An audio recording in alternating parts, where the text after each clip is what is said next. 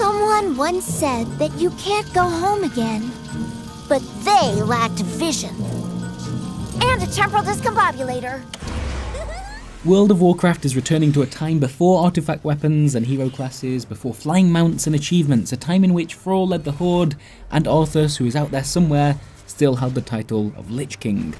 Back then you couldn't play as a Blood Elf or a Draenei, Deathwing hadn't shown up and wrecked half of Azeroth, and continually jumping off Orgrimmar's bank remained a key part of the game. Things were different, slower, less streamlined, and like many of you, I'm eager to return to that, even if just for a little while, to rediscover what it was to play vanilla WoW. But what does that mean exactly? What about World of Warcraft has changed since it first launched back in 2004? What has been lost along the way? Well, sit back, relax, pop on those rose-coloured goggles, and let's talk about what made vanilla, vanilla.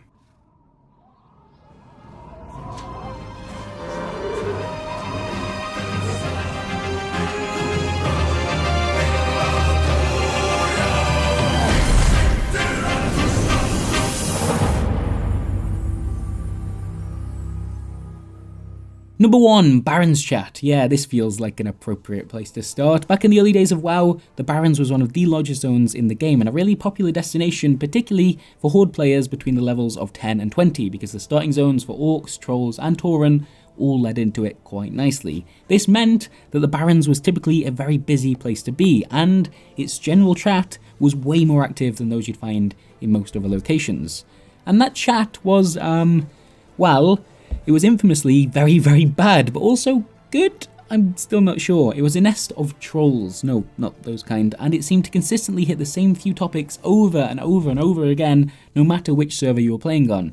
These topics included Chuck Norris jokes, questions about Mancrick's wife, puns, and of course, your mum. In modern day WoW, there are far fewer people in the Barrens thanks to level boosting and the Dungeon Finder, and so its general chat is now, well, pretty barren, I guess, but back in vanilla, it was something else. A trial by fire, whether you remember being a troll or indeed you remember being trolled.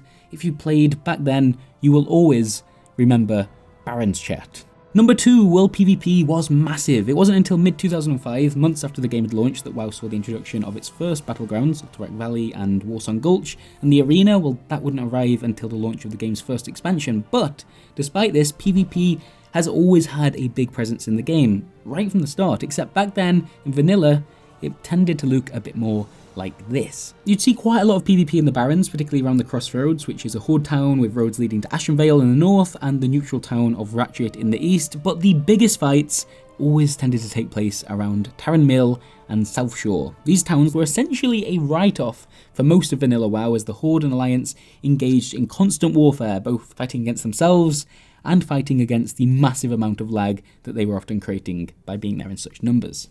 Later expansions would encourage World PvP in various ways, but there's never again been anything quite like this.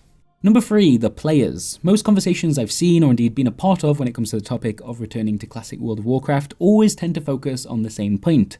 WoW used to have a very different sense of community.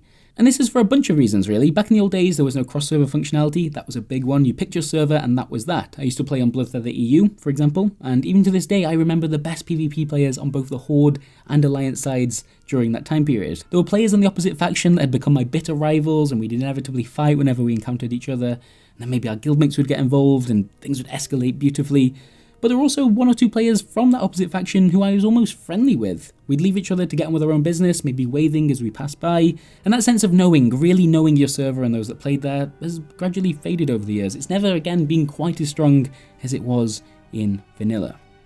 Number 4, LFG. A big part of that feeling also comes from the fact that back in vanilla WoW, there was no dungeon or raid finders. Hell, the meeting stones outside a dungeon didn't even let you summon other players to begin with. They were just a place to meet. This meant that if you wanted to form a party to run a dungeon or two, you needed to talk with other players. Nothing was automated.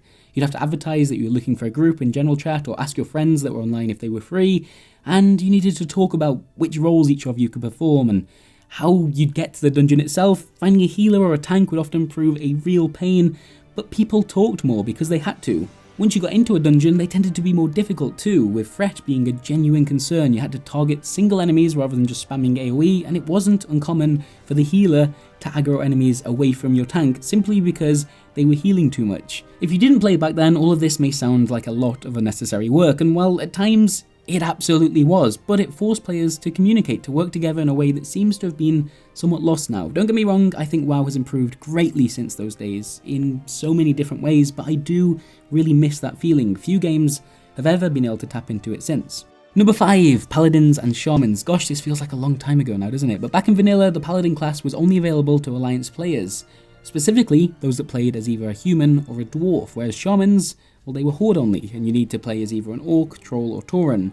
This would change with the introduction of the Burning Crusade, as Blood Elves and the Draenei were added to the roster, and later with Cataclysm, as older races were given more options to choose from. But back then, these two classes were limited to the two separate factions. From a balance point of view, this doesn't really make sense, and in fact it led to some really annoying moments on both sides where Paladin gear would drop for a Horde raid group or vice versa. But you know what? It did give both factions a little bit more flavour, it has to be said. It meant the other side felt genuinely different to yours, a little alien even. The game you were playing was slightly different to the one you would be playing had you picked another faction. Number 6, gold. Oh, here's one that old school players just love to talk about, don't they? Back in my day, you see, gold was hard to come by. When you hit level 40 and wanted to buy your first mount, it cost 100 gold unless you had any faction discounts, and speaking of which, if you wanted to ride a mount belonging to another race, you'd need to be exalted with that faction to purchase one, and that was no joke. If you saw an orc riding an undead horse, well, that was an impressive sight. Genuinely, it was impressive, and actually just having a mount at all was impressive. 100 gold was a really significant amount to most players, and when you finally scraped together enough money, it felt important. It was like passing your driving test. You'd achieve something and you were being rewarded as such. And well, nowadays every single player has a mount, and riding a horse or a wolf is considered rather pedestrian. It's all dragons and mythical beasts. But there was a time when getting your hands on your very first raptor and emptying your coffers in the process was a powerful moment, which is why we all still like to talk about it so much all these years later. 100 gold, man. Oh, it was a lot. Number 7, gear was gear. Here's something I really miss about early World of Warcraft. Being able to walk past another player, and without inspecting them, I knew exactly how good the gear they were wearing actually was, and that told me something about the kind of player they were. Transmogrification is a lot of fun, and it's great to be able to express yourself in-game as you please, but it has changed things. I miss walking past other players and seeing they were carrying a really cool weapon and thinking, man, I wish I had that. How do I get that?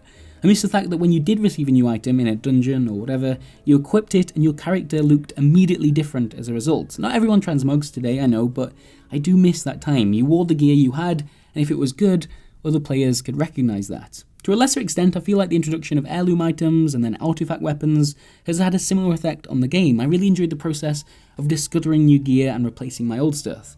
To see some visual evidence that my character was progressing. Vanilla WoW was all about that, even while leveling. If you got hold of a blue weapon, it was a big moment. Likewise, at max level, epic gear felt epic. You wanted to show that stuff off, and the game did a better job of letting you do that back then, I think. But yeah, maybe I'm being blinded by nostalgia a little bit. It's hard not to be with Vanilla WoW, isn't it? There's just so much to talk about. This list could have been a lot longer. Yeah, actually, let me know what the things that you miss from that time period. Embrace the nostalgia. Tell me how difficult it was to buy a mount, goddammit. 100 gold! They just don't know these days, they don't. Yeah, and maybe we'll return to this subject later on. Either way, we'll see you next time, and thank you very much for watching. Goodbye.